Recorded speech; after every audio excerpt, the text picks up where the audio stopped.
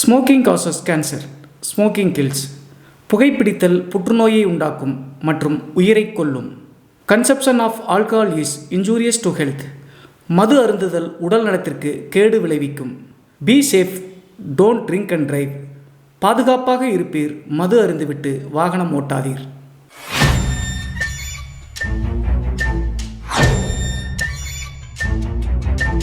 Hi everybody, நான் உங்கள் Siva. Welcome to our channel. இன்றைய காணொலியில் தமிழ்நாட்டினுடைய நிலக்கரிக்கு புகழ்பெற்ற நெய்வேலி அப்படிங்கிற அந்த பகுதிக்கு அருகாமையில் நடந்த ஒரு அதிபயங்கர அமானுஷ்ய திகில் சம்பவத்தை தாங்க முழுமையாக பார்க்க போகிறோம். இந்த சம்பவத்தில் ஒரு ஃபேமிலி போகக்கூடாத ஒரு வாடகை வீட்டுக்கு போய் அதற்கடுத்து நடந்த திகில் மற்றும் அமானுஷ்ய நிகழ்வு தாங்க இன்றைய காணொலி. ஸோ இன்றைய காணொலியும் கொஞ்சம் கூட சுவாரஸ்யம் மற்றும் த்ரில்லிங் குறையாமல் நீங்கள் அப்படியே எதிர்பார்க்கலாங்க. இதுபோன்று உங்களுடைய வாழ்க்கையிலும் ஏதாவது திகில் சம்பவம் நடந்துருச்சுன்னா இந்த மின்னஞ்சல் மூலியமாக அதை ஷேர் பண்ணலாங்க. ஒருவேளை மின்னஞ்சலில் டைப் பண்ணுறது கஷ்டமாக இருந்துச்சு அப்படின்னா நம்ம சேனலினுடைய இன்ஸ்டாகிராம் லிங்க்கை கீழே டிஸ்கிரிப்ஷனில் கொடுத்துருக்காங்க. அதில் போய் ஃபாலோ பண்ணிவிட்டு வாய்ஸ் நோட்டாக கூட ஷேர் பண்ணலாங்க. இது வரைக்கும் நம்ம சேனலை நீங்கள் சப்ஸ்கிரைப் பண்ணாமல் பார்த்துட்டு இருந்தாலும் சரி, புதிய பார்வையாளராக இருந்தாலும் சரி, வீடியோக்கு கீழே இருக்கக்கூடிய சப்ஸ்கிரைப் பட்டன் மற்றும் பெல் ஐக்கான் இரண்டையுமே கிளிக் பண்ணிடுங்க. நம்ம ஷோக்குள்ளே போலாம்.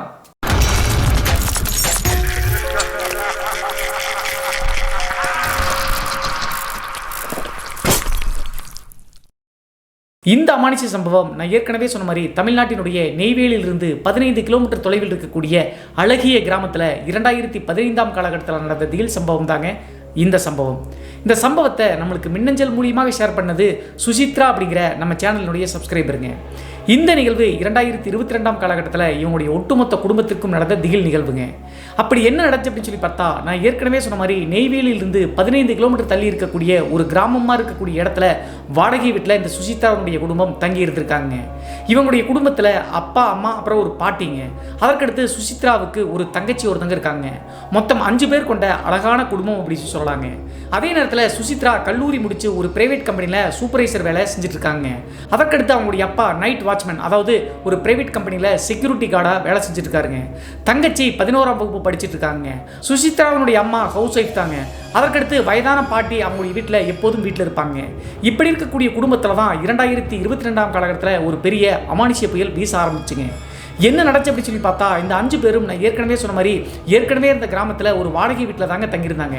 அந்த வாடகை வீட்டில் கிட்டத்தட்ட 6 வருடங்களுக்கு மேலே ஒரே வீட்டில் தாங்க இருந்திருக்காங்க. அதே நேரத்தில் இவங்க வாடகைக்காக இருக்கக்கூடிய அந்த வீட்டினுடைய முதலாளி நல்ல சொந்த பந்த மாதிரி ரிலேஷன் மாதிரி பழகிட்டாருங்க. தமிழ்நாட்டினுடைய கோயம்புத்தூர், திருப்பூர், சென்னை போன்ற இடங்களில் வாடகைக்கு வீட்டுக்கு போனோம் அப்படின்னா அந்த முதலாளிகளுடைய தொந்தரவு ரொம்ப அதிகமாக இருக்குங்க. வாசல் தெளிக்கலைன்னா திட்டுவாங்க, கோலம் போடலைன்னா திட்டுவாங்க, ஆணி அடித்தா திட்டுவாங்க. அதே மாதிரி தான் நெய்வேலியில் இருக்கக்கூடிய இவங்க ஏரியாவிலையும் ஹவுஸ் ஓனர்ஸ் வந்து ரொம்ப ஸ்ட்ரிக்டாக இருப்பாங்க. ஆனால் இவங்க இருக்கக்கூடிய அந்த ஹவுஸ் ஓனர் வந்து ரொம்ப தங்கமானவருங்க. நான் ஏற்கனவே சொன்ன மாதிரி சொந்த பந்தம் மாதிரி பழகிட்டு இருந்த காரணத்தால் 6 வருடங்கள் ஒரே வீட்டில் தாங்க இருந்திருக்காங்க. ஆனால் 2022 காலகட்டம் அந்த வீட்டுக்கு சொந்தக்காரர் என்ன பண்ணியிருக்காரு அப்படின்னா, இந்த சுசித்ராவுடைய ஃபேமிலி கிட்ட வீட்டை கொஞ்சம் காலி பண்ணிக்கங்கப்பா, ஒரு வருஷம் வந்து பார்த்தீங்கன்னா இந்த வீட்டை டெமாலிஷ் பண்ணி வாடகை வீடு மாதிரி காம்பவுண்ட் வீடு மாதிரி 4-5 கட்ட போகிறேன், அதற்கடுத்து கூட நீங்கள் வந்துக்கலாம், பக்கத்து ஏரியாவில் எங்கேயாவது வாடகைக்கு போயிருங்க, ஒரு 6 மாதம் 1 வருஷத்துக்குள்ளே கட்டி முடிச்சிருவேன், மறுபடியும் இங்கே அகைன் வந்துடலாம் அப்படின்னு சொல்லிட்டு சொல்லியிருக்காருங்க. அதற்கு பிறகு வேறு வழி இல்லாமல் வேறு வாடகை வீட்டை இந்த சுசித்ராவுடைய குடும்பம் தேட ஆரம்பித்தாங்க. சுசித்ராவுடைய அம்மாவினுடைய பேர் வள்ளிங்க, அவங்களுடைய அப்பாவினுடைய பேர் குமார். இந்த 2 பேருடைய பேர்களை மட்டும் நல்லா ஞாபகம் வச்சுங்க கதைக்காக. அதற்கடுத்து குமார் அப்படிங்கிற சுசித்ராவுடைய அப்பா வந்து பார்த்தீங்கன்னா அருகாமையில் இருக்கக்கூடிய வாடகை வீடுகளை தேட ஆரம்பிச்சாருங்க. கிட்டத்தட்ட 1 வார காலகட்டமாயும் வீடுகள் கிடைக்கவே இல்லைங்க. நான் ஏற்கனவே சொன்ன மாதிரி நெய்வேலியிலிருந்து அவுட்டர் பகுதி அப்படிங்கிற காரணத்தினால எல்லாருமே சொந்த வீடு கட்டி அவங்களே குடியிருக்காங்க. வாடகை வீடு அப்படிங்கிறது 1-2 தாங்க இருக்கு, அதையும் வந்து டக்குன்னு குடியேறி வந்துடுறாங்க. அதனால் அவங்க இருக்கக்கூடிய ஏரியாவை விட்டு பக்கத்து ஏரியாவில் போய் தேட ஆரம்பிக்கிறாருங்க. இவங்களுடைய திட்டம் என்ன அப்படின்னு சொல்லி பார்த்தா, எப்படியும் 6 மாத காலகட்டத்தில் அந்த பழைய ஹவுஸ் ஓனர் வந்து பார்த்தீங்கன்னா இந்த வீட்டை இடித்து மறுபடியும் வீடு கட்டிடுவார், இங்கேயே குடி வந்துடலாம், அப்போது தான் தொந்தரவு இருக்காது அப்படின்னு சொல்லி நினச்சிட்டு தான் அருகாமையிலேயே வீடு தேட ஆரம்பிக்கிறாங்க. அப்போது கரெக்டாக குமார் அப்படிங்கிற சுசித்ராவுடைய அப்பா தேடின மாதிரியே அவங்க ஏரியா வந்து பக்கத்து ஏரியாவில் ஒரு வீடு கிடச்சிருந்துருக்குங்க. ஒரே ஒரு வாடகைக்கான வீடு மட்டும் தாங்க இருந்திருக்கு. இந்த வீடை விட்டு கொடுக்கூடாது அப்படின்னு சொல்லிட்டு டக்குன்னு அட்வான்ஸை புக் பண்ணிடலாம் அப்படின்னு சொல்லிட்டு அட்வான்ஸை கொடுத்துட்டாருங்க. அந்த வீட்டை பற்றி சொல்லணும் அப்படின்னா, இவங்க ஏற்கனவே இருந்த வீடு மாதிரியே தாங்க அமைப்பு இந்த வீட்லையும் இருக்குது. 2 பெட்ரூம் இருக்குது, ஒரு ஹால், ஒரு கிச்சன், ஒரு சாமி ரூம்ங்க.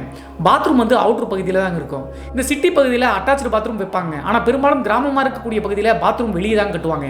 அதே மாதிரி தான் இப்போது புதிதாக வாடகைக்கு போகக்கூடிய அந்த வீட்லையும் பாத்ரூம் ஃபெசிலிட்டிஸ் மட்டும் வெளியே தாங்க இருக்கு. அதற்கு பிறகு எல்லாரும் சம்மதிச்சு அந்த வீட்டுக்கான அட்வான்ஸ் கொடுத்து குடியேற ஆரம்பிக்கிறாங்க இந்த சுசித்ராவுடைய குடும்பத்தார்.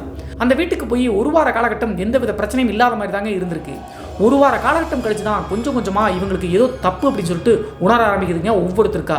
என்ன நடந்துச்சு அப்படின்னு சொல்லி பார்த்தா எல்லா வீடியோக்களையும் சொல்கிற மாதிரி இவங்களுடைய குடும்பத்தில் பயங்கரமான அமானுஷ்ய புயல் வீச ஆரம்பிச்சுங்க.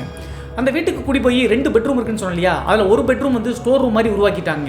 இன்னொரு பெட்ரூமை இந்த சுசித்ரா மற்றும் அவங்களுடைய தங்கச்சிக்கு ஒதுக்கிட்டாங்க. அதற்கடுத்து குமார், அவங்களுடைய மனைவி, அப்புறம் அந்த பாட்டி இருக்காங்களே வயசான பாட்டி, இவங்க 3 பேரும் பெரும்பாலும் ஹாலில் தாங்க படுத்து தூங்குவது வழக்கம்.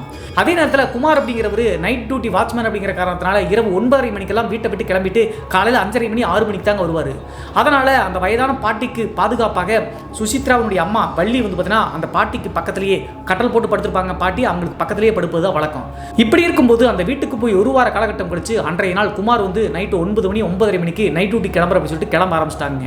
இந்த சுசித்ரா மற்றும் அவங்களுடைய தங்கச்சி அவங்களுடைய பெட்ரூமில் போய் உள்ள லேப்டாப்பில் படம் பார்த்துட்டு கதவை எப்பயுமே சாத்திக்குவாங்க. சவுண்டு வந்து இந்த பாட்டிக்கு டிஸ்டர்ப் ஆகக்கூடாது அப்படின்னு சொல்லிட்டு சாத்திட்டு படம் பார்த்துட்டு இருக்காங்க. நைட்டு 10:30 மணி ஆயிடுச்சுங்க. எல்லாரும் சாப்பிட்டு முடிச்சு தூங்குவாருக்கு. அதற்கடுத்து குமார் வேலைக்கு போன காரணத்தினால பாட்டிக்கு பக்கத்திலேயே கட்டலுக்கு கீழே பாய் போட்டு இந்த வள்ளி படுத்து தூங்க ஆரம்பிச்சிட்டாங்க. மிட் நைட் டைம் திடீர்னு முதன்முறையாக அந்த அமானுஷ்யம் ஆரம்பிக்குதுங்க. என்ன நடந்துச்சு அப்படின்னு சொல்லி பார்த்தா ஆழ்ந்த தூக்கத்தில் இருந்த வெள்ளிக்கு டக்குன்னு ஏதோ ஒரு காரணம் உணர்வு தென்பட்டு எந்திரிச்சு பார்க்குறாங்க. படுக்கையிலிருந்து அப்படியே கண்ணை முழிச்சு பார்க்கும்போது ஒரு பெரிய ஷாக்குங்க. இந்த வீட்டினுடைய ஹால் மற்றும் கிச்சனுக்கு வந்து பார்த்தீங்கன்னா உள்ள நுழைவாயில் அங்கே தான் இருக்குது. கிச்சனுடைய நுழைவாயில் பெரும்பாலும் வந்து கிச்சனுக்கு கதவு போட மாட்டாங்க.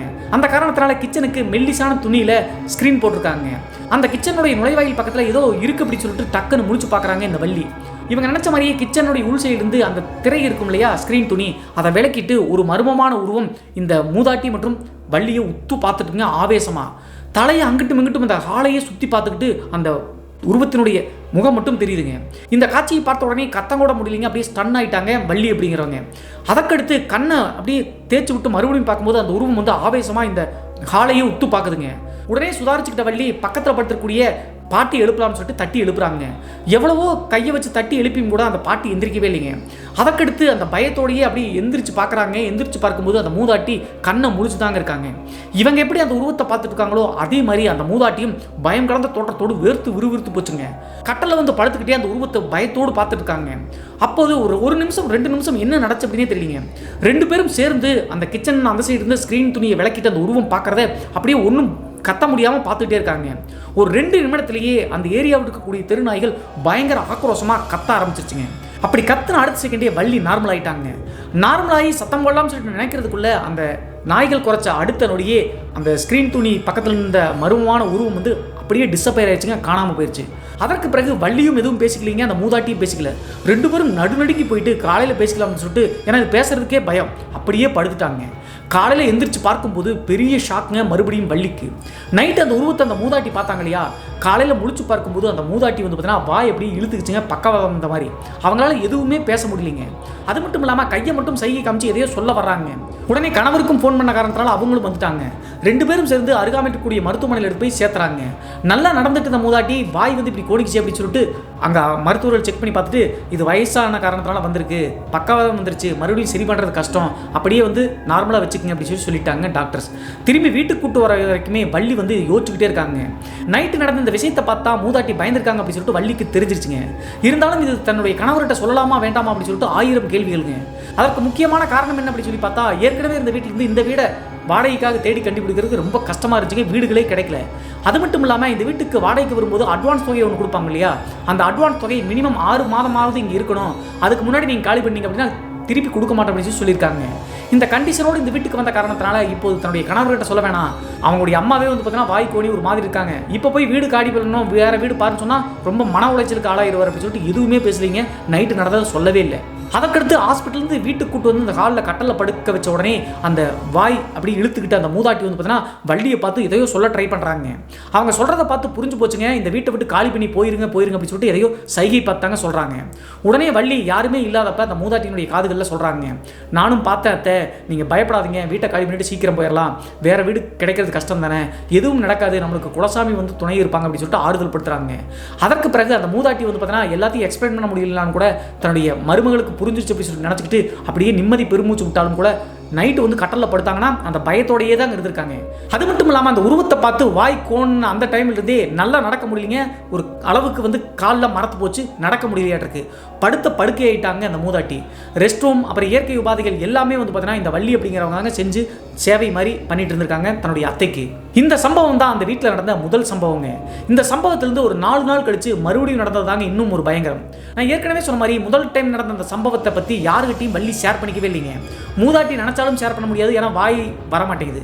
ஸோ அந்த சம்பவம் நடந்து 4வது நாள் இரவு நடந்தது இன்னும் ஒரு அதிபயங்கரம் அப்படின்னே சொல்லலாங்க. என்ன நடந்துச்சு சொல்லி பார்த்தா, அந்த 4வது நாள் இரவு நைட்டு ஒரு 9 மணி 9-7 மணி ஆயிடுச்சுங்க டின்னர்லாம் ரெடி பண்ணுவதற்கு. அவசரமாக கிச்சனில் போய் வள்ளி வந்து சமைச்சிட்டு இருக்காங்க. ஏன்னா 9:30 மணிக்கு தன்னுடைய பைக் எடுத்துட்டு கணவர் குமார் வந்து வாட்ச்மேன் செக்யூரிட்டி கார்டாக வேலைக்கு கிளம்புவாருங்க. டின்னரை கொடுத்து அனுப்பிடலாம் அப்படின்னு சொல்லிட்டு கிச்சனில் வேகமாக வேலை செஞ்சுட்டு இருக்காங்க. அதே நேரத்தில் இந்த சுசித்ரா மற்றும் அவங்களுடைய தங்கச்சி லேப்டாப்பில் படம் பார்த்துட்டு ஒரு பெட்ரூமில் உள்ள உட்காந்துட்டு கதவை உள்தாப்பல் போட்டுக்கிட்டாங்க, சத்தம் கேட்கக்கூடாது, டிஸ்டர்ப் ஆகக்கூடாது அப்படின்ட்டு. இந்த டைமில் குமார் அப்படிங்கிறவர் எப்போதுமே வேலைக்கு கிளம்பும்போது நைட்டு போய் ஒரு தடவை குளிச்சிருவாருங்க. அவுட் சைடில் இருக்கக்கூடிய பாத்ரூமில் போய் குளிச்சுட்டு இருந்துருப்பாருங்க. கிட்டத்தட்ட ஒரு 10 நிமிடத்தில் வேகமாக சமைச்சிட்டு இருக்காங்க. கணவருக்கு சாப்பாடு கொடுத்து அனுப்பி வச்சிடலாம் அப்படின்னு சொல்லிட்டு அந்த டைமில் ஹாலில் படுத்திருக்கக்கூடிய அந்த மூதாட்டி பயங்கரமாக ஸ்க்ரீமிங் பண்ணுறாங்க, கத்துறாங்க. எதுக்கு கத்துறாங்க அப்படின்னே தெரியலங்க. எதையோ பார்த்து தான் சத்தம் போடுறாங்க அப்படின்னு சொல்லிட்டு புரிஞ்சிருச்சு. தன்னுடைய 2 மகள்கள் வேற லேப்டாப்பில் படம் பார்த்துட்டு உள்ள தாழ்பால் போட்டு படுத்துருக்காங்க, சத்தம் போட்டாலும் கேட்காது. இவர் வேற குளிச்சிட்டு இருக்காரு பாத்ரூமில். என்ன பண்ணுறது அப்படின்னு சொல்லிட்டு பித்து பிடிச்சிட்டு என்னத்தை ஆச்சு உங்களுக்கு அப்படின்னு சொல்லிட்டு கிச்சன்லேருந்து லைட்டை எட்டி பார்க்குறாங்க ஹாலில் படுத்தக்கூடிய மூதாட்டியை. எட்டி பார்க்கும்போது வள்ளி என்ன பார்க்குறாங்க அப்படின்னு சொல்லி பார்த்தா, அந்த மூதாட்டி பயங்கரமாக சத்தம் போட்டுருக்காங்கல்ல பயத்தில். அவங்க கட்டல் பக்கத்துலேயே வந்து பார்த்தீங்கன்னா அவங்களுடைய மகன் குமார் வந்து குளிக்க போனார்ல, ஈரம் சொட்ட பக்கத்தில் அவங்களுடைய அம்மா பக்கத்தில் உட்காந்துருக்காருங்க. இதை பார்த்த உடனே நீங்கள் இங்கே தானே இருக்கீங்க, எதுக்காக அம்மா சத்தம் போடுறாங்க என்னன்னு கேளுங்க, ரெஸ்ட் ரூம் போக மாட்டேருக்கு அப்படின்னு சொல்லிட்டு சொல்கிறாங்க. நான் சமைச்சு உங்களுக்கு சீக்கிரம் சாப்பாடு கொடுக்குறேன் அப்படின்னு சொல்லிட்டு எட்டி பார்த்துட்டு டக்குனு கிச்சனுக்குள்ளேயே மறுபடியும் வேலை செஞ்சுட்டு இருக்காங்க. மறுபடியும் 5 நிமிடம் ஆகுதுங்க, 10 நிமிடம் ஆகுது. அந்த மூதாட்டி கத்துறத நிப்பாட்டவே இல்லைங்க. மகன் பக்கத்தில் தான் இருக்காரு, ஏன் பார்க்க மாட்டேங்கிறாங்க அப்படின்னு சொல்லிட்டு இவங்களால அங்கே போய் பார்க்கவும் முடியலைங்க. ஏன்னா குமார் அங்கே தான் இருக்காரு. அந்த டைமில் தான் வள்ளிக்கு பயத்தினுடைய உச்சத்துக்கு கொண்டு போகக்கூடிய ஒரு குரல் கேட்டுச்சுங்க. என்ன நடச்சு அப்படின்னு சொல்லி பார்த்தா, அந்த மூதாட்டியினுடைய கட்டல் பக்கத்தில் தான் குமார் உட்காந்துருக்காரு அப்படின்னு சொல்லிட்டு இவங்க தத்ரூபமாக பார்த்தாங்க. ஆனால் குமார் இங்கே இல்லைங்க, உண்மையிலேயே பாத்ரூமில் தான் குளிச்சுட்டு இருக்காரு. இங்கே இருந்தது யார் அப்படின்னு சொல்லிட்டு அப்புறம் சொல்கிறேன். பாத்ரூமில் குளிச்சுட்டு இருந்த குமார் துண்டை மறந்துட்டாருங்க. வள்ளி குளிச்சு முடிச்சிட்டேன், துண்டு கொடு அப்படின்னு சொல்லிட்டு சத்தம் போடுறாருங்க. அந்த குரலை கேட்ட உடனே தூக்கி வாரி போட்டுருச்சுங்க இந்த வள்ளி அப்படிங்கிற பெண்மணிக்கு. தன்னுடைய அம்மா பக்கத்தில் கட்டலில் உட்காந்துருந்தாரு, பாத்ரூமில் சத்தம் போடுறாரு அப்படின்னு சொல்லிட்டு ஒன்றுமே புரியாமல் மறுபடியும் வந்து கிச்சன் வந்து கால் வழியை எட்டி பார்க்குறாங்க. எட்டி பார்க்கும்போது தன்னுடைய வாழ்நாளில் பார்க்கவே முடியாத காட்சி அப்படின்னு சொல்லலாங்க. உண்மையிலேயே குமார் வந்து பார்த்தீங்கன்னா குளிக்க போனவர் திரும்பி வராமல் அங்கேயே தான் இருக்காரு. ஆனால் அப்போதும் இந்த வள்ளி வந்து பார்த்தீங்கன்னா அந்த கட்டல் பக்கத்தில் அதே கணவனுடைய உருவத்தோட்டத்தில் ஒரு உருவம் உட்கார்ந்துருக்குங்க. அது மட்டும் இல்லாமல் துண்டை வந்து இழுத்து கட்டிட்டு தலை வந்து ஈரம் சொட்ட மூதாட்டினுடைய பக்கத்திலேயே அந்த உருவம் உட்கார்ந்துருக்குங்க. இந்த வள்ளி பார்த்த உடனே கட்டல் பக்கத்தில் உட்காந்துருந்த அந்த உருவம் வந்து மூதாட்டியை ஆக்ரோஷமாக பார்க்குதுங்க.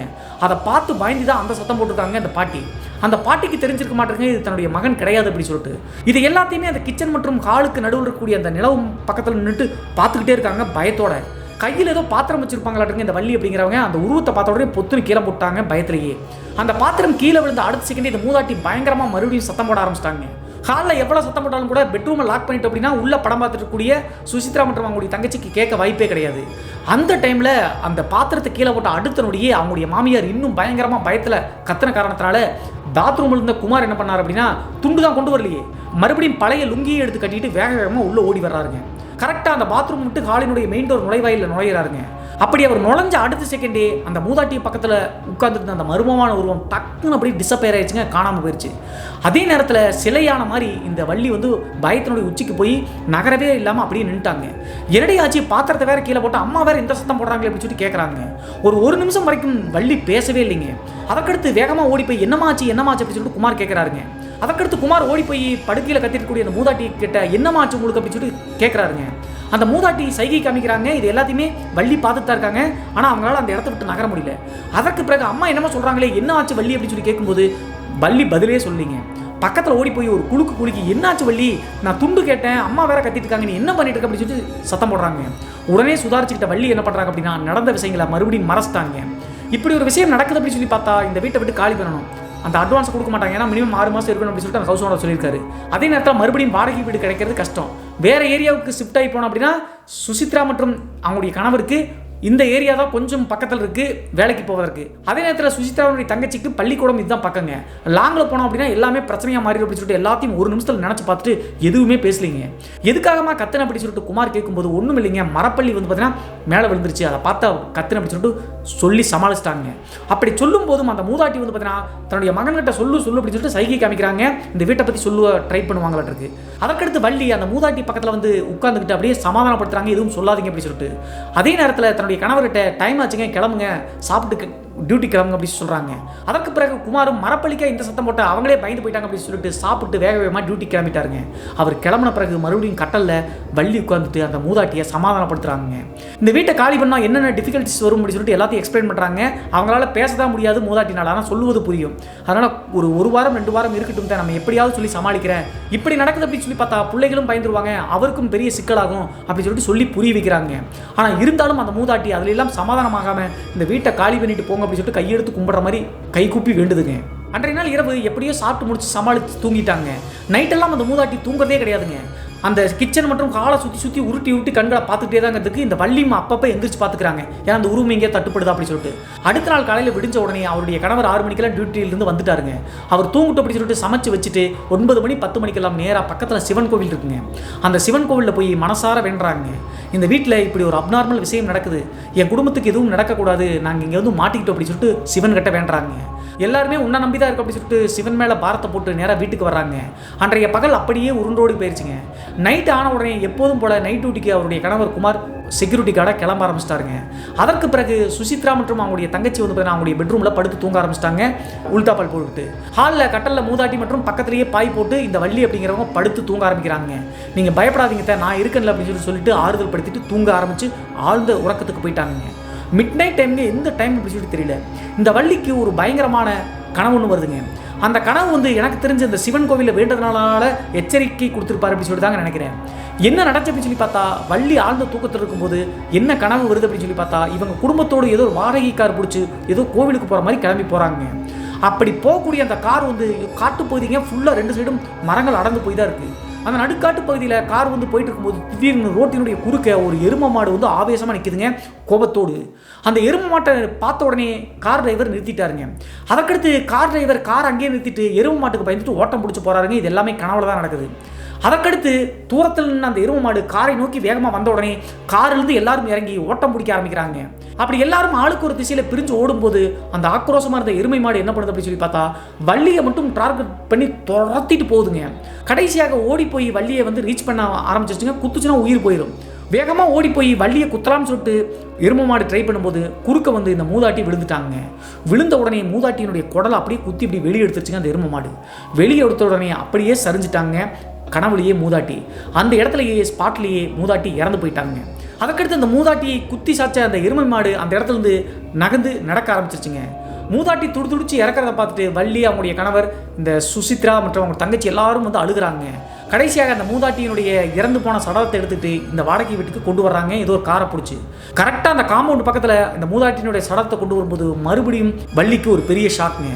அந்த மூதாட்டியை காட்டுக்குள்ளே கொன்ற அதே எருமை மாடு இப்போது அவங்களுடைய வீட்டு வாசப்படிக்கு முன்னாடி படுத்துக்கிட்டு அசை போட்டுட்டு எதிர்பார்த்து காத்துட்ருக்குங்க. அதற்கடுத்து இந்த பயங்கரமான கனவு வந்த உடனே சடனாக வந்து முழிச்சு எந்திரிச்சிட்டாங்க. தூக்கத்திலேருந்து எந்திரிச்சு சுற்றி முற்றி பார்க்குறாங்க. இந்த மூதாட்டி வந்து தூங்காமல் கண்ணை அங்கேயும் இங்கேயும் உருட்டிட்டு தாங்க இருக்காங்க. அப்போது நம்மளுக்கு நடந்ததெல்லாம் கனவாட்டிருக்குது அப்படின்னு சொல்லிட்டு இந்த வள்ளி நினச்சிட்டாங்க. ஒருவேளை இதை பற்றி நினச்சிட்டே இருக்கிறனால தான் இந்த கனவு வந்துருச்சு அப்படின்னு சொல்லிட்டு அவங்களே மனசை சமாதானப்படுத்திட்டாங்க. அதற்கு பிறகு பயத்தினுடைய உச்சத்தில் இருந்த காரணத்தினால தண்ணீரை குடிச்சிட்டு படுத்து தூங்க ஆரம்பிக்கிறாங்க.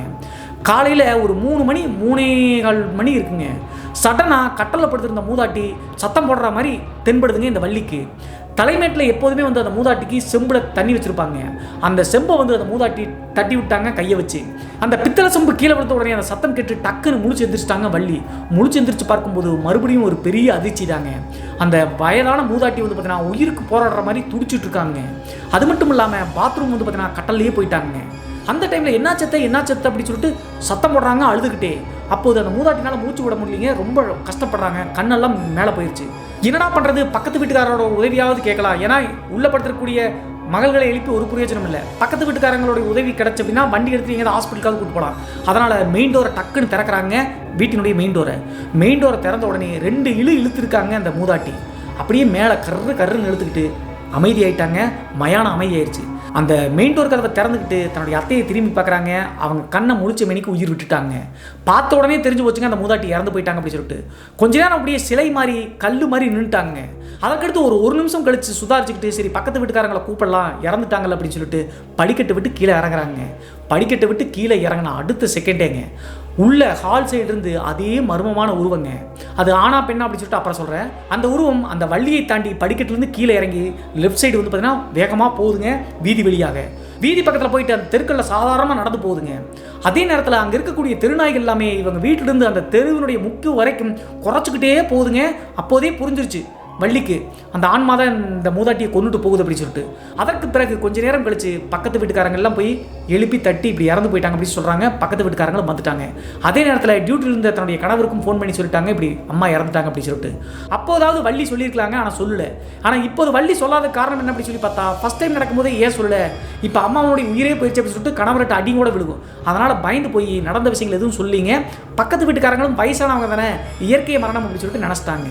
அதற்கடுத்து வள்ளியினுடைய கணவரெல்லாம் வந்து அந்த மூதாட்டியினுடைய இறுதி சடங்கை நல்லபடியாக செஞ்சு முடிக்கிறாங்க. கிட்டத்தட்ட ஒரு வார காலகட்டத்தில் அந்த இறந்து போன மூதாட்டிக்கு இறுதி சடங்கெல்லாம் செஞ்சு முடிச்சு உற்றார் எல்லாம் கிளம்ப ஆரம்பிச்சிட்டாங்க. இவங்க இருக்கிறது வாடகை வீடுங்க. நிறைய பேர்லாம் இருந்தால் கண்டிப்பாக ஹவுஸ் ஓனர் திட்டுவாங்க அப்படின்னு சொல்லிட்டு ஒவ்வொருத்தராக போக ஆரம்பிச்சிட்டாங்க. ஒரு வார காலகட்டமான காரணத்தினால அவங்களுடைய அப்பாவும் வந்து பார்த்தீங்கன்னா 7 நாள் லீவ் போட்டோம் நம்ம டியூட்டிக்கு போகலாம் அப்படின்னு சொல்லிட்டு நைட் டியூட்டிக்கு கிளம்ப ஆரம்பிச்சிட்டாருங்க. அதே நேரத்தில் அவங்களுடைய மாமியார் இருக்கிற வரைக்கும் ஹாலில் தாங்க அந்த கட்டலுக்கு பக்கத்தில் தான் தூங்கிட்டு இருப்பாங்க. ஆனால் இப்போது அவங்க இறந்த பிறகு பெட்ரூமில் வந்து மகள்கள் 2 பேர் தூங்குறாங்கல்ல அந்த பெட்ரூமில் போய் தூங்க ஆரம்பிச்சிட்டாங்க. கரெக்டாக அந்த 7வது நாள் இரவு நைட் டியூட்டிக்கு குமார் கிளம்பின பிறகு சாப்பிட்டு முடிச்சுட்டு இந்த வள்ளி அப்புறம் சுசித்ரா அவங்களுடைய தங்கச்சி 3 பேரும் அந்த பெட்ரூம்குள்ளே படுத்து தூங்க ஆரம்பிக்கிறாங்க. அந்த மூதாட்டி படுத்து இந்த கட்டல் இருந்துச்சு இல்லையா, அந்த கட்டல் வந்து பார்த்தீங்கன்னா டிஸ்போஸ் பண்ணலிங்க, அங்கேயே தான் இருந்திருக்கு, ஹால்லேயே தான் இருந்திருக்கு நினைவாக. இப்படி இருக்கும்போது எல்லாரும் தூங்கி நைட்டு மிட் நைட் டைம் மறுபடியும் ஒரு கனவு வெள்ளிக்கு வருதுங்க. அந்த கனவு என்ன அப்படின்னு சொல்லி பார்த்தா அந்த எருமை மாடு குத்தி மாமியார் இருந்தாங்கல்ல அதே எருமை மாடு தாங்க. நல்லா தூங்கிட்டு இருக்காங்க வள்ளி. அப்போது அதே எருமை மாடு அவங்க வீடு இருக்கக்கூடிய அந்த தெருமுனையை எண்டிலிருந்து அப்படியே அசை போட்டுட்டே இவங்களுடைய வீட்டை நோக்கி தெருவுள்ள வருதுங்க. அது வரும்போது சுற்றி இருக்கக்கூடிய நாய்கள் எல்லாமே குறைச்சிட்டே வருதுங்க. இது கனவாக தான் நடக்குது. கடைசியாக அந்த எருமை மாடு நேராக வந்து பார்த்தீங்கன்னா இவங்களுடைய காம்பவுண்டுக்குள்ளே என்ட்ரியாக பார்க்குதுங்க. அந்த டைமில் தான் இந்த வள்ளிக்கு ஒரு பெரிய சந்தோஷத்தோடு அதிர்ச்சியும் கூடங்க. என்ன நடச்சு அப்படின்னு சொல்லி பார்த்தா ஏற்கனவே அந்த மூதாட்டி இறந்துட்டாங்கல்ல, ஆனால் கனவுல இப்போதும் அந்த மூதாட்டி உயிரோடு இருக்கிற மாதிரியே ஒரு உணர்வு தென்படுதுங்க. அந்த ஹாலில் இருக்கக்கூடிய கட்டலில் மூதாட்டி படுத்திருக்கிற மாதிரியும் எந்திரிச்சு கையில் ஒரு குச்சி வச்சுருக்காங்க. அந்த குச்சி எடுத்துகிட்டு மெயின் டோர் கதவை திறந்து வாசப்படி பக்கத்தில் போய் நின்றுட்டாங்க. குச்சியோடு அந்த மூதாட்டி நின்றுட்டு இருக்கும்போது அந்த வீட்டுக்குள்ளே காம்பவுண்டுக்குள்ளே என்ட்ரியாக பார்த்த அந்த எருமை மாடு காம்பவுண்ட் பக்கத்தில் மட்டும் நின்றுச்சுங்க, உள்ளே வரமாட்டேங்குது. இந்த மூதாட்டி வந்து குச்சியோடு நிற்கக்கூடிய காரணத்தினால கடைசியாக ஒரு வழியாக அந்த எருமை மாடு உள்ளே என்ட்ரியாக பார்க்கும்போது இந்த மூதாட்டி ஆவேசமாக அந்த வாசப்படி பக்கத்தில் போயிட்டு அந்த குச்சியை வச்சு எருமை மாடை விரட்ட ட்ரை பண்ணுதுங்க. இந்த சம்பவம் கனவுல நடந்துட்டு இருக்கும்போது டக்குன்னு முடிச்சு எந்திரிச்சிட்டாங்க இந்த வள்ளி அப்படிங்கிறவங்க. ஏன்னா இப்படி நடக்குது, அதே எருமை மாடு மறுபடியும் வீட்டுக்கு வந்துச்சு, தன்னுடைய மாமியார் வந்து உயிரோடு இருக்கிற மாதிரி குச்சி வச்சு விரட்டுறாங்களே அப்படின்னு சொல்லிட்டு யோசிச்சு பார்க்குறாங்க. ஒன்றுமே புரியல. அதுக்கடுத்து எல்லாத்தையும் யோசிச்சு பார்த்துட்டு குழப்பத்தோடு படுத்தவங்க ஒரு அரை மணி நேரத்தில் மறுபடியும் தூங்கிட்டாங்க. மறுபடியும் 1 மணி நேரம் கழிச்சு நடந்தது தான் இன்னும் ஒரு பயங்கரம் அப்படின்னு சொல்லலாங்க. என்ன நடந்துச்சு அப்படின்னு சொல்லி பார்த்தா அந்த கனவுல போன எருமை மாடு மறுபடியும் திரும்பி வர மாதிரி வருதுங்க. அந்த டைமில் வீட்டினுடைய வெளி சைடு வந்து பார்த்தீங்கன்னா எப்போதும் கிராமத்தில் வெராண்டா மாதிரி போட்டிருப்பாங்க. அந்த வெராண்டாவிலேயே அந்த மூதாட்டி குச்சியை வச்சு உட்காந்துருக்காங்க, சுசித்ராவுடைய பாட்டி. அப்படி இருக்கும்போது கரெக்டாக அந்த எருமை மாடு மறுபடியும் வர ட்ரை பண்ணும்போது இந்த மூதாட்டி நேராக எந்திரிச்சு வாசப்படி பக்கத்தில் நின்றுட்டாங்க. இந்த டைமில் இதெல்லாம் கனவுல வந்துட்டு இருக்கக்கூடிய காரணத்தினால வள்ளி உள்ளே தூங்கிட்டு இருந்தவங்க கனவுலேயே எந்திரிச்சு வெளியே போய் அவங்களுடைய மாமியார்கிட்ட பேச ட்ரை பண்ணுற மாதிரி வெளியே போகிறாங்க. மெயின் டோர் கதவை திறந்து வாசப்படி பக்கத்தில் நின்றுட்டு மாமியார்கிட்ட கேட்குறாங்க, என்னாச்சத்தை யாரோட எருமை மாடு நம்ம வீட்டுக்கு வருது அப்படின்னு சொல்லிட்டு கனவுலேயே கேட்குறாங்க. அப்போது அந்த எருமை மாடு என்ன கொல்ல வரல, உன்னதான் கொல்ல வருது, இந்த வீட்டை காலி பண்ணிட்டு சீக்கிரம் போ அப்படின்னு சொல்லிட்டு ஓன்னு அழுகுறாங்க அவங்களுடைய மாமியார் வீட்டினுடைய வெளி சைடில் இருக்கக்கூடிய திண்ணையில். இப்படி அந்த மூதாட்டி கனவுல வந்து சொன்ன உடனே டக்குன்னு நார்மல் ஆகிட்டாங்க வள்ளி. அந்த எருமை மாடு என்ன குத்தவா வந்துச்சு அப்படின்னு சொல்லிட்டு யோசிச்சுட்டு முடிச்சு பார்க்கும்போது மறுபடியும் ஒரு பெரிய ஷாக் தாங்க. 2வது டைம் நடந்தது கனவு கிடையாதுங்க. முடிச்சு பார்க்கும்போது இந்த வள்ளி அப்படிங்கிறவங்க தூக்கத்திலேயே எந்திரிச்சு போய் மெயின் டோர் கதவுல தாங்க நின்றுருக்காங்க. உண்மையிலேயே மெயின் டோர் பக்கத்தில் வள்ளி நிற்கிறத பார்த்துட்டு மிரண்டு போயிட்டாங்க. அதே நேரத்தில் திண்ணையில் உட்காந்துட்டு அவங்களுடைய இறந்து போன மாமியார் குச்சி எடுத்துட்டு காம்பவுண்டை தாண்டி வெளியே அப்படியே எதையோ கையை சிக்கிற மாதிரி அடிச்சுட்டு வெளியே போகிறாங்க. சீக்கிரம் அந்த வீட்டை விட்டு காலி பண்ணிட்டு போயிரு அப்படின்னு சொல்லிட்டு ஒரு 2 நிமிடங்கள் அப்படியே ஸ்டன்னானமாய் நின்று அந்த மூதாட்டி வந்து எருமை மாட்டியும் விரட்டிட்டு அந்த மூதாட்டியும் கிளம்பி போகிறத தத்ரூபமாக பார்த்துருக்காங்க. அதற்கு பிறகு வள்ளிக்கு புரிஞ்சிச்சுங்க இந்த வீட்டில் இருந்தால் இன்னும் உயிரிழப்புகள் ஏற்படும் அப்படின்னு சொல்லிட்டு உடனே அந்த டைமுக்கு தன்னுடைய கணவருக்கு ஃபோன் பண்ணி சொல்லிட்டாங்க. இது 2022 காலகட்டத்தில் நடந்துச்சு. அம்மா சாதாரணமாக சாகலை, வந்த அன்னைக்கிலேருந்தே நாங்கள் 2 பேரும் இந்த உருவத்தை பார்த்தோம். அம்மாவை கொன்னதும் அந்த உருவம் தான். கடைசியாக கொண்டுட்டு வெளியே வரும்போது ஹாலிலிருந்து முன்னாடி முந்திக்கிட்டது போச்சு. அந்த எருமை மாடு வேற கனவுல வருது. எல்லாமே தப்பாக நடக்குது. இந்த வீட்டில் இருக்க வேணாம்னு சொல்லிட்டு அம்மாவே வந்து உயிரோடு இருக்கும்போதுன்னு சொன்னாங்க. இப்போ கனவுல வந்து சொல்கிறாங்க அப்படின்னு சொன்ன உடனே அவங்களுடைய அப்பாவுக்கு பயங்கர கோபங்க. ஏற்கனவே இவங்க நினச்ச மாதிரியே ஏண்டி முன்னாடியே சொல்லு அப்படின்னு சொல்லிட்டு காலையில் எந்திரிச்ச உடனே 5:30க்கு நேராக வந்துட்டாருங்க. வந்துட்டு நடந்த விஷயங்கள் கேட்ட உடனே வள்ளி அப்படிங்கிறவங்க அந்த வீட்டுக்கு வந்த ஒரு வார காலகட்டத்திலிருந்து நடக்கக்கூடிய எல்லா விஷயங்களும் ஒன்றும் விடாமல் சொல்லிட்டாங்க. அதற்கு பிறகு என்ன செய்யலாம்னு சொல்லிட்டு யோசிச்சு பார்க்கும்போது வள்ளியும் அவங்களுடைய கணவரும் சேர்ந்து ஏற்கனவே ஒரு முறை சிவன் கோவிலுக்கு போனாங்கல்ல, அந்த சிவன் கோவிலுக்கே போகிறாங்க, போய் சாமி கும்பிடலாம் அப்படின்னு சொல்லிட்டு. இவங்களுடைய வழக்கப்படி ஒருத்தர் இறந்து 16வது நாள் காரியம் முடிச்ச உடனே வீடெல்லாம் பூச்சிட்டு கோயிலுக்கு போட மாட்டிருக்குங்க. ஏன்னா ஒவ்வொரு சமுதாயத்திலையும் ஒவ்வொரு மாதிரி வச்சிருப்பாங்க. அந்த மாதிரி தான் இவங்களும் அந்த 16 நாட்கள்லாம் முடிஞ்ச காரணத்தினால நேராக கணவன் மற்றும் மனைவி அந்த சிவன் கோவிலுக்கு போயிருக்காங்க. போயிட்டு சாமியெல்லாம் கும்பிட்டுட்டு அபிஷேக பூஜை பண்ணிட்டு கிளம்பும்போது அங்கே இருக்கக்கூடிய ஒரு சிவனடியாருங்க இவங்க 2 பேர்த்தையும் கூப்பிட்டுருக்காங்க. கூப்பிட்ட உடனே 2 பேரும் போய் நின்னது தாங்க. உடனே அந்த சிவனடியார் சொன்ன வார்த்தை என்ன அப்படின்னு சொல்லி பார்த்தா, நீங்கள் தங்கக்கூடிய உறைவிடம் தவறான இடம், உடனே காலி பண்ணிட்டு போயிருங்க, இல்லைனா இன்னும் மரணங்கள் நடக்கும் அப்படின்னு சொல்லிட்டு சொல்லியிருக்காருங்க. அதற்கு பிறகு நம்ம எதுவுமே சொல்லாமல் அந்த சிவனடியார் சொல்கிறாங்களே அப்படின்னு சொல்லிட்டு அழுது வந்து வள்ளி கேட்டிருக்காங்க, என்னுடைய மாமியாரை இழந்துட்டு அப்படின்னு சொல்லிட்டு. அப்போது அந்த வீட்டில் நடக்கக்கூடிய எல்லா விஷயங்களுக்கும் காரணம் என்ன அப்படின்னு சொல்லிட்டு அந்த சிவனடியார் எக்ஸ்பிளைன் பண்ண ஆரம்பிச்சாங்க. என்ன நடந்துச்சு அப்படின்னு சொல்லி பார்த்தா, அந்த வீட்டில் கிட்டத்தட்ட 2-3 வருடங்களுக்கு முன்னாடிங்க அந்த வீடு வந்து பார்த்தீங்கன்னா புது வீடு தாங்க, கட்டியே ஒரு 4-5 வருஷம் தான் ஆச்சாட்டு இருக்கு. கணவன் மற்றும் மனைவி ஆசையாக அந்த வீட்டை கட்டியிருக்காங்க. அந்த வீட்டில் இருக்கக்கூடிய குடும்ப தலைவர் லாரி டிரைவருங்க. பெரும்பாலும் வந்து அவங்களுடைய மனைவி மட்டும் தான் வீட்டில் இருப்பாங்க, குழந்தைகள் கிடையாது. கல்யாணமாயே கிட்டத்தட்ட 4-5 வருஷம் தான் ஆச்சுன்னு வச்சுங்களேன். கல்யாணமாயே 1 வருஷத்துலேயே அந்த வீடை கட்டியிருப்பாங்களாட்டிருக்கு. லாரி டிரைவராக கூடிய காரணத்தினால 4 நாளைக்கு ஒரு முறையாக 5 நாளைக்கு ஒரு முறையாக தான் வீட்டுக்கு வருவது வழக்கம். அவங்களுடைய மனைவி மட்டும் தான் வீட்டில் இருப்பாங்க. அந்த டைமில் அந்த மனைவியாக இருக்கக்கூடிய பெண் என்ன பண்ணியிருக்காங்க அப்படின்னு சொல்லி பார்த்தா, கணவருடைய நெருங்கிய நண்பர் ஒருத்தர் இருக்காருங்க, அவங்களோட இல்லீகல் ரிலேஷன்ஷிப் ஏற்பட்டிருக்கு. இது ரொம்ப காலமாகவே அவங்க 2 பேத்துக்கும் அந்த கள்ள தொடர்பு வந்து போயிட்டே இருந்திருக்குங்க. ஒரு காலகட்டத்தில் அந்த பெண்ணினுடைய கணவருக்கு தெரிஞ்சிச்சுங்க தன்னுடைய நண்பனோடு இல்லீகல் ரிலேஷன்ஷிப்பில் இருக்காங்க அப்படின்னு சொல்லிட்டு. அப்போது எவ்வளவோ கண்டிச்சிருக்காங்க 2 பேர்த்தையும். ஆனால் இருந்தாலும் இவர் டிரைவர் டியூட்டிக்கு போயிட்டாங்க அப்படின்னா அந்த ரிலேஷன்ஷிப்பை விடவே இல்லைங்க. அதற்கடுத்து 2 பேரும் சேர்ந்து ஒரு நாள் கணவரை போட்டு தெளியலாம், இது எல்லாமே தெரிஞ்சு போச்சு, வெளியே தெரிஞ்சு அசிங்கம் அப்படின்னு சொல்லிட்டு நினச்ச மனைவி என்ன பண்ணியிருக்காங்க அப்படின்னா, தன்னுடைய கள்ளக்காரனோடு திட்டம் போட்டு தன்னுடைய கணவரை வந்து பார்த்தீங்கன்னா ஆட்களை வச்சு அடித்து கொண்டுட்டாங்க. ஆசையாக தன்னுடைய மனைவிக்காக கட்டின வீட்டில் அந்த இறந்து போன நபருடைய சடலம் தாங்க வந்திருக்கு. முகமெல்லாம் அடிபட்டு கட்டையில் அடித்து தூக்கி வாய்க்கால போட்ட மாதிரி போட்டாங்க.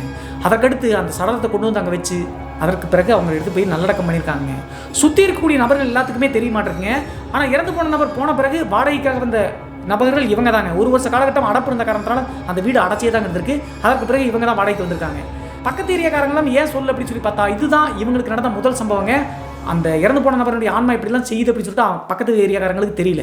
யாராவது ஏற்கனவே குடி போனவங்களுக்கு தெரிஞ்சிச்சு அப்படின்னா இவங்களே அலர்ட் பண்ணியிருப்பாங்க, நெய்பர்ஸ் எல்லாமே. ஆனால் இவங்க தான் முதல் முறையாக போன காரணத்தினால அவங்களுக்கு ஒன்றும் தெரியலைங்க. அந்த மூதாட்டி வந்து வயசான காரணத்தினால இறந்து போயிட்டாங்க அப்படின்னு சொல்லிட்டு தான் பக்கத்து வீட்டுக்காரங்க அசால்ட்டை விட்டுட்டாங்க. ஆனால் அப்போது அந்த சிவனடியார் என்ன சொல்லியிருக்காரு அப்படின்னா, இல்லீகல் ரிலேஷன்ஷிப்பில் கொலை செய்யப்பட்டு இறந்து போன அந்த நபரினுடைய ஆன்மா அந்த வீட்டிலேயே தான் இருக்குது. அதனால தான் நீங்கள் குடி போன உடனே உங்களுடைய மனைவியும் தவறானவதா அப்படின்னு சொல்லிட்டு நினச்சிக்கிட்டு அந்த ஆன்மா வந்து வள்ளியை கொல்ல பார்த்துருக்குங்க. ஆனால் அவங்களுடைய மாமியார் குறுக்கு வந்து இறப்பை ஏற்றுக்கிட்டாங்க, இறந்து போயிட்டாங்க. இந்த சம்பவங்கள் அனைத்தையும் ஒன்று விடாமல் சிவனடியார் சொல்லியிருக்காருங்க. ஏன்னா இறந்து போன நபருடைய மனைவி தான் இந்த பிளான் போட்டு கொன்னது. அதே மாதிரி தான் வள்ளியும் இருப்பாங்க அப்படின்னு சொல்லி நினச்சி தான் வள்ளியை டார்கெட் பண்ணி கொல்ல பார்த்ததுங்க. இந்த விஷயங்கள் அனைத்தையும் ஒன்று விடாமல் சொல்லுதுங்க. அதே நேரத்தில் அந்த நபரை கொன்ன அந்த மனைவி மற்றும் கள்ளக்காதலன் 2 பேர்த்தையும் 3 மாத காலகட்டங்கள் கழிச்சு எப்படியோ துப்பு துளங்கி எடுத்து போய் நீதிமன்றத்தில் ஆஜர்படுத்தி ஜெயிலில் அடைச்சிட்டாங்களாட்டிருக்குங்க. அதற்கு பிறகு அவங்களுடைய க்ளோஸ் ரிலேஷனுடைய கண்ட்ரோலில் தாங்க அந்த வீடு இருந்திருக்கு. அதனால தான் இவங்களுக்கு ரெண்டலில் விட்டுருக்காங்க. இந்த நிகழ்வுகள் அனைத்தையும் ஒன்று விடாமல் அந்த சிவனடியார் மூலியமாக தெரிஞ்சுக்கிட்டாங்க. அதற்கு பிறகு இந்த வீட்டில் ஒரு நிமிஷம் கூட இருக்க வேணாம், 6 மாத காலகட்டம் முன்னாடி போனீங்க அப்படின்னா வாடகை கொடுக்க வேணாம்னு சொன்னாங்க சாமின்னு சொல்லும்போது, பணம் முக்கியமாக உங்களுடைய குடும்பத்தாரனுடைய உயிர் முக்கியமாக நீங்கள் கிளம்பிடுங்க அப்படின்னு சொன்ன காரணத்தினால வேறு வழி இல்லாமல் அட்வான்ஸ் கொடுக்காட்டியும் பரவாயில்ல அப்படின்னு சொல்லிட்டு அந்த வீட்டை காலி பண்ணிட்டு ரொம்ப தூரம் இருக்கக்கூடிய வேற ஒரு ஏரியாவுக்கு ஷிஃப்ட் ஆகி உடனே குடும்பத்தோடு போயிட்டாங்க. அவங்க நினச்ச மாதிரியே அந்த ஹவுஸ் ஓனர் அட்வான்ஸ் கொடுக்கவே இல்லை. அதற்கடுத்து 3-4 மாத காலகட்டங்கள் கழிச்சு ஏற்கனவே அந்த 5 வருடம் 6 வருடம் ஒரு வீட்டில் இருந்தாங்க இல்லையா, அந்த வீடு வந்து பார்த்தீங்கன்னா கட்டி சரசரன்னு மேலே வந்துருச்சுங்க. அந்த வீட்டில் அந்த ஹவுஸ் ஓனர் உதவியோடு குடிபெயர்ந்து போயிட்டாங்க. கிட்டத்தட்ட 1 மாத காலகட்டம் கூட அந்த வீட்டில் இருந்திருக்க மாட்டேன் பிரதர். ஆனால் அவ்வளவு அப்நார்மல் அமானுஷியங்கள் நடந்துச்சு. அந்த சம்பவத்தை இப்போது நினச்சாலும் எங்களுக்கு உடம்பெல்லாம் நடுக்குது அப்படின்னு சொல்லிட்டு அவங்களுடைய குடும்பத்துக்கு நடந்த இந்த சம்பவத்தை சுசித்ரா அப்படிங்கிற நம்ம சேனலுடைய சப்ஸ்கிரைபர் ஒன்றும் விடாமல் சொல்லியிருக்காங்க. இந்த சம்பவத்தை பற்றிய உங்களுடைய கருத்து என்ன அப்படின்னு சொல்லிட்டு மறக்காமல் கமெண்ட் பாக்ஸில் கமெண்ட் பண்ணுங்கள். இது போன்று உங்களுடைய வாழ்க்கையிலும் ஏதாவது திகில் சம்பவம் நடந்துருச்சுன்னா இந்த மின்னஞ்சல் மூலியமாக அதை ஷேர் பண்ணலாங்க. ஒருவேளை மின்னஞ்சலில் டைப் பண்ணுறது கஷ்டமாக இருந்துச்சு அப்படின்னா நம்ம சேனலினுடைய இன்ஸ்டாகிராம் லிங்கை கீழே டிஸ்கிரிப்ஷனில் கொடுத்துருக்காங்க. அதில் போய் ஃபாலோ பண்ணிவிட்டு வாய்ஸ் நோட்டாக கூட ஷேர் பண்ணலாங்க. மீண்டும் ஒரு த்ரில்லிங்கான அமானுஷ எபிசோடுடன் உங்களை சந்திக்கும் வரை நான் உங்கள் சிவா.